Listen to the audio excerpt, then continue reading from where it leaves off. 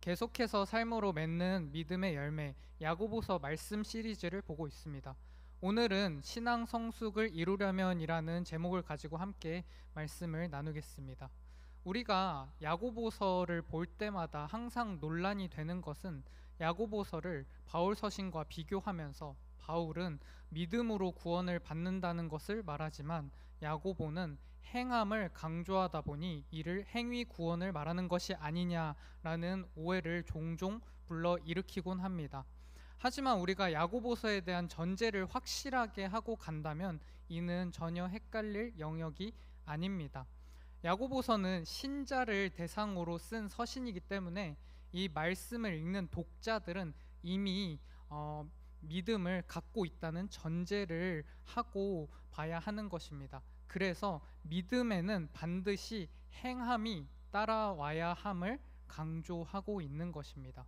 그리고 야고보서의 또 하나의 특징이라고 한다면 신자는 어떻게 살아야 하는지에 대해 말해주는 서신입니다. 하나님은 신자된 우리가 날마다 주님 안에서 성장하길 원하십니다. 사도 바울 또한 이것을 에베소서 4장 말씀에서 언급하는 것을 볼 수 있습니다. 같이 보겠습니다. 우리가 다 하나님의 아들을 믿는 것과 아는 일에 하나가 되어 온전한 사람을 이루어 그리스도의 장성한 분량이 충만한 데까지 이르리니 이는 우리가 이제부터 어린아이가 되지 아니하여 사람의 속임수와 간사한 유혹에 빠져 온갖 교훈의 풍조에 밀려 요동하지 않게 하려 함이라 라고 말합니다. 우리를 향하신 하나님의 뜻은 우리가 단순히 영적 어린아이 수준에 머무는 것이 아니라 그리스도의 장성한 분량에 이르길 원하십니다. 이는 신자된 우리가 단순히 구원받은 것에 그치지 않고 날마다 그리스도를 닮아가는 성화의 삶을 살아가길 원하신다는 것입니다. 우리가 함께 살펴본 오늘 본문 말씀 또한 이것에 대해 말하고 있습니다. 오늘 본문 말씀의 구조에 대해 간략하게 설명을 하면 먼저 야고보는 신앙의 성숙을 이루기 위한 세 가지 원리를 19절에서 설명을 합니다. 그리고 20절에서는 그 이유에 대해 설명을 하고 마지막으로 21절에서는 전체적인 총정리를 다시 해주고 있습니다. 같이 천천히 살펴보도록 하겠습니다. 먼저 19절의 말씀입니다. 내 사랑하는 형제들아 너희가 알지니 사람마다 듣기는 속히하고 말하기는 더디하며 성내기도 더디하라. 우리가 이 말씀을 얼핏 봤을 땐 그렇구나, 그리스도인이라면 사람의 말에 경청해야 하는구나, 말을 최대한 아끼는 것이 미덕이구나, 그리스도인이라면 누구나 쉽게 화를 내서는 안 되는구나 라는 인격 수양이나 도덕 윤리에 관한 얘기를 하는 것 같아 보입니다. 물론 이 말씀을 그렇게 볼 수도 있겠지만 야고보서 1장 전후 문맥을 고려해 볼 때 이는 사람에게 그렇게 하라는 거라기보다는 하나님께 대하여 그렇게 하라는 것으로 보는 것이 더 타당한 것입니다. 신앙 성숙을 이루기 위해선 야고보는 세 가지 원리에 대해 지금 우리에게 제시해주고 있습니다. 먼저 첫 번째 원리는 듣기는 속히 하라입니다. 이는 신자는 하나님의 말씀을 속히 들어야 한다는 뜻입니다. 왜냐하면 신자의 삶의 기준과 규범은 오직 하나님의 말씀인 성경밖에 없기 때문입니다.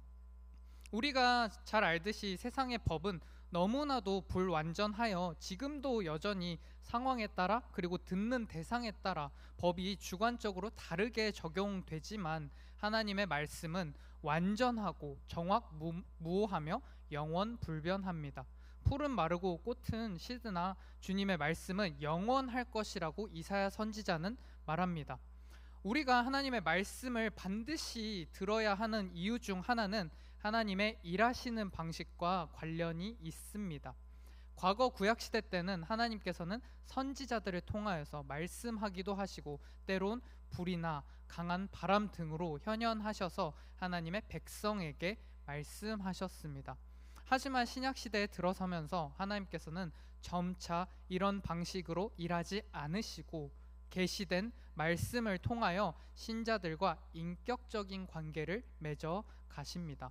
그렇기에 오늘을 살아가는 우리 신자들은 매일의 삶 가운데서 하나님의 말씀을 반드시 들으며 묵상하며 살아갈 수 있어야 합니다.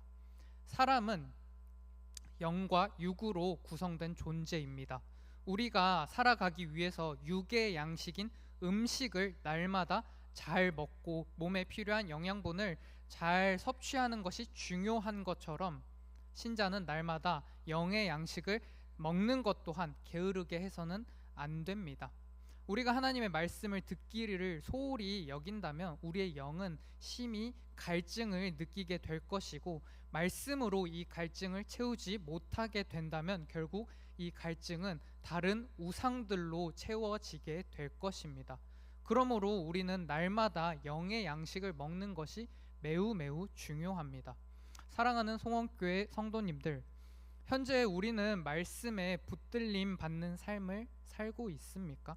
시편 119편의 저자는 다음과 같이 고백합니다. 주의 말씀은 내 발의 등이요 내 길의 빛이니이다. 우리가 온전히 하나님의 말씀에 붙들림 바 되었을 때 비로소 우리의 삶은 바른 길로 가게 될 것이고 생명의 길로 가게 될 것입니다. 이것이 바로 우리를 향하신 하나님의 기뻐하신 뜻이자 신앙 성숙을 이루는 첫 번째 원리입니다. 이제 두 번째 원리를 살펴보도록 하겠습니다. 야고보는 듣기를 속히 하는 것과 동시에 말하기를 더디할 것을 우리에게 권면해 주고 있습니다. 우리가 신앙생활을 하는 데 있어서 기도를 통해서 하나님과 소통을 합니다. 하지만 우리의 기도 습관을 되돌아보면 때로는 과도하게 우리의 요구만을 일방적으로 하나님 앞에 늘어놓는 것을 볼 수 있습니다. 물론 복음서를 보면 예수님께서는 기도로 구하라고 말씀하셨습니다. 하지만 기도를 단순히 우리의 요구만 말하는 것으로 그치게 된다면 이는 하나님과 인격적인 관계를 맺는 것이라고 할 수 없을 것입니다. 때로는 말하기를 더디하며 나의 생각보다는 하나님의 뜻을 구하고 하나님의 마음을 아는 것에 집중할 때 우리는 비로소 신앙 성숙을 이뤄갈 수 있게 될 것입니다. 그래서 저는 매번 고등부 수련회에서 진행하는 기도회 때마다 마지막 순서로 꼭 하는 것이 하나가 있습니다. 그것은 마지막 순서 때 침묵하는 시간을 꼭 가지려고 합니다. 그 시간만큼은 아무것도 하지 않고 아무런 기도도 하지 않고 그저 잠잠히 하나님께서 우리에게 주시는 마음에만 집중하는 것입니다. 우리의 생각과 말을 멈출 때 우리는 그제서야 비로소 더욱 선명하게 하나님의 마음을 느낄 수 있게 될 것입니다. 사실 말하기를 더디하라는 것은 듣기를 속히 하라는 것과 같은 의미라고도 할 수 있겠습니다. 만일 우리가 하나님의 말씀으로 충만해져 있다면 사람들과의 관계에서도 내 말을 결코 앞세우지 않을 것이고 내 생각을 남에게 피력하기 위해서 수고하지도 않을 것입니다. 하지만 반대로 우리가 하나님의 말씀으로 충만해져 있지 않다면 자연스럽게 나의 생각과 나의 주장이 강하게 나오게 될 것입니다. 비록 우리는 구원을 받았지만 우리 안에 죄된 본성은 여전히 남아있기 때문에 말씀으로 충만하지 않을 땐 우리의 자기 중심성, 죄된 본성이 자연스럽게 튀어나올 수밖에 없습니다. 하지만 우리는 그리스도인 아닙니까? 그리스도인이라 함은 예수님을 우리의 구주로 고백하는 것과 동시에 하나님을 내 삶의 주인으로 모신다는 것을 의미합니다. 그렇게 우리에게서 드러나야 하는 것은 나 자신이 아니라 하나님의 말씀이 되어야 하는 줄을 믿습니다. 그러므로 날마다 말씀 묵상을 통해 하나님만으로 충만하게 체험을 받고 기도를 통하여 하나님의 마음과 뜻을 깨닫는 자들이 되시길 바랍니다. 이것이 야고보가 말하는 신앙 성숙을 이루는 두 번째 원리입니다. 이제 마지막으로 세 번째 원리를 살펴보겠습니다. 19절 뒷부분을 보면 성내기를 더디하라라고 야고보는 우리에게 권면합니다. 이는 단순히 감정을 조절하라라는 말이 아니라 하나님의 말씀을 들을 때 자기의 의와 감정을 앞세워 반응하지 말라는 신앙적인 권면인 것입니다. 율법은 여러 가지 기능을 하는데 그 중 하나의 기능은 율법이 우리의 죄를 낱낱이 파헤친다는 데 있습니다. 말씀에 의해 우리의 죄가 드러나고 책망을 받을 때 인간은 본능적으로 성내기 쉬운데, 야고보는 이를 알고 성내기도 더디하라라고 권면하고 있는 것입니다. 이후 20절에 등장하는 것처럼 우리가 성내기도 더디해야 하는 이유는 우리가 성내는 것으로는 결코 하나님의 의를 이루지 못하기 때문입니다. 여기서 말하는 하나님의 의는 하나님의 뜻과 하나님의 공의, 구속 질서를 의미합니다. 이는 곧 우리는 하나님의 말씀 앞에서 자신의 감정과 고집을 절제할 때 하나님의 뜻을 이룰 수 있게 된다는 것입니다. 그렇다면 우리가 가져야 할 마음은 무엇일까요? 바로 말씀 앞에서, 그리고 말씀의 권위 앞에 완전히 순복하는 것입니다. 제가 고등부 학생들과 나눔을 하다 보면요, 학생들이 성경에 대해 어떻게 생각하고 있는지 대강 알 수 있게 됩니다. 성경에 관한 이들의 인식은 크게 세 가지로 나눠 볼 수가 있습니다. 가장 먼저는 성경을 하나님의 말씀으로 인식하고 말씀의 절대 권위를 인정하며 말씀을 있는 그대로 받아들이는 자들이 있습니다. 너무 감사한 케이스죠. 이런 친구들이 참 많이 있습니다, 우리 교회엔. 그리고 두 번째 부류로는 첫 번째 부류와 완전히 반대되게 성경을 단순 허구의 이야기, 소설책 정도로 인식하는 경우도 간혹 있습니다. 왜냐하면 성경은 우리가 이해하지 못하는 초자연적인 현상이 종종 등장하기 때문입니다. 여기서 다만 이 부분에 해당하는 학생들은 대부분이 교회에 나온 지 얼마 되지 않았거나 친구를 따라서 교회에 온 경우입니다. 아직 신앙이 바르게 서지 않았기 때문에 이들이 이렇게 인식하는 것은 어찌 보면 당연한 일일 수도 있습니다. 그렇게 저는 이 부류들은 크게 문제가 되지 않는다고 생각합니다.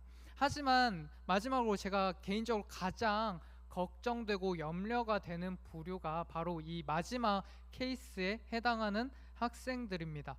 마지막 부류에 해당하는 학생들의 특징으로는 교회는 열심히 다니고 성경에 대해 어느 정도 알기는 하지만 성경이 말하는 내용을 부분적으로만 받아들이는 케이스입니다. 예를 들면 이런 것이죠. 성경에서 선지서를 볼 때 저거 그냥 선지자의 생각을 적은 거 아니야? 라고 인식하는 경우입니다. 예수님이 직접 말씀하신 말씀에 대해선 그건 오케이.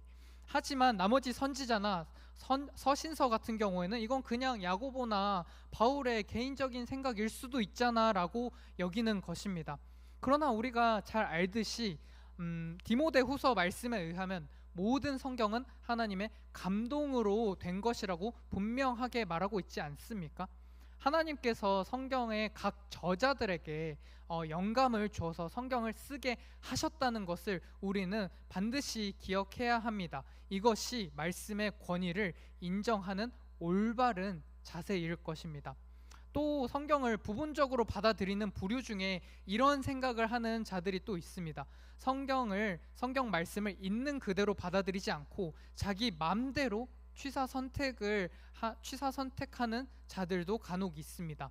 예수님께서는 원수를 사랑하라고 말씀하셨는데 이를 단순히 비유나 과정법 정도로만 보아서 예수님이 그냥 표현을 좀 오버해서 한 거지 실제로는 그렇게까지 할 필요는 없어, 혹은 나는 그 정도까지 신앙생활을 열심히 하고 싶지 않아 라고 생각하는 경우가 있다는 것이죠. 그러고는 자기 합리화를 하기 시작합니다. 이게 실제로 지켜져야 하는 말씀이라면 예수님은 우리에게 불가능하신 것을 요구하신 거잖아 라는 생각을 자연스럽게 하게 된다는 것입니다. 사랑하는 성도님들, 진짜로 하나님께서는 우리에게 불가능한 것을 요구하신 것일까요? 아닙니다. 성경은 먼저 언제나 명령법보다 직설법이 앞섭니다. 이는 하나님께서 행하신 일이 먼저고 그 다음에 우리에게 명령하신다는 것입니다. 이를 쉽게 이해하기 위해서 요한일서 3장 16절의 말씀을 통해 짧게 살펴보도록 하겠습니다. 그가 우리를 위하여 목숨을 버리셨으니 우리가 이로써 사랑을 알고 우리도 형제들을 위하여 목숨을 버리는 것이 마땅하니라.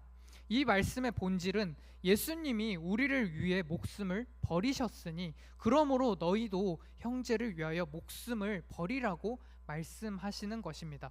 우리가 이 말씀을 지킬 수 있는 이유는 우리가 먼저 하나님께, 예수님께 그 사랑을 받았기 때문입니다. 이처럼 하나님은 우리에게 결코 지킬 수 없는 말씀을 주신 것이 아니라는 것입니다. 제가 무엇을 말하고자 하는 것일까요? 우리가 진짜 성경을 하나님의 말씀으로서 믿는다면 내가 편한 대로 골라서 말씀을 듣지 않고 말씀을 있는 그대로 받아야 한다는 것입니다. 그리고 하나님의 말씀을 들을 땐 성내지 말고 말씀의 권위에 절대적으로 복종할 수 있어야 한다는 것입니다. 성경을 보면 하나님의 말씀을 들었음에도 불구하고 그 뜻에 순종하지 않고 자기 혈기대로 고집을 부린 대표적인 한 선지자가 있습니다. 그 선지자는 바로 요나입니다. 우리가 잘 알듯이 요나는 구약시대 이스라엘의 포로 시기 때 활동한 대표적인 선지자 중 한 명입니다. 하나님께서는 요나를 니느웨 땅으로 가서 그들의 죄를 고발하게끔 하십니다. 니느웨라는 도시는 이스라엘을 지독하게도 괴롭힌 아수르라는 제국의 수도입니다. 하나님께서는 요나에게 요구하신 것은 원수의 국가인 니느웨에 가서 그들의 죄를 고발하게 하고 그들이 돌이킬 것을 말씀하게 하신 것입니다. 우리로 치면은 일제강점기 때 일본에 가서 선교 활동을 하라는 것과 마찬가지인 상황이겠죠. 요나는 이 상황이 너무나 싫었습니다. 자신의 행동으로 인해 니느웨가 실제로 회개하고 돌이켜 하나님의 심판을 받지 않을 상황을 너무나도 우려하였고, 그래서 하나님께 불순종하여 니느웨와 정반대편에 있는 도시인 다시스로 도망치게 됩니다. 그래서 하나님께 불순종하여 그렇게 도망치지만 결국엔 돌고 돌아서 하나님께 다시 잡혀서 니느웨 땅으로 다시 가서 하나님의 말씀을 선포하게 됩니다. 그러자 상황이 어떻게 바뀌게 됩니까? 니느웨의 백성들이 실제로 통곡해하며 회개를 하기 시작한 것입니다. 요나서를 보면 왕이 왕복을 벗고 굵은 베옷을 입고 백성과 짐승들 가릴 것 없이 전국적으로 금식을 선포하며 하나님께 울부짖기 시작합니다. 이 광경을 보고 요나는 하나님께 온갖 성질을 다 부리는 것을 우리는 볼 수 있습니다. 하나님, 내가 이럴 줄 알았습니다. 이들이 진짜 하나님께 돌이킬까봐 내가 오지 않겠다고 한 것인데 하나님의 백성을 괴롭힌 악인들을 용서하시겠다니요.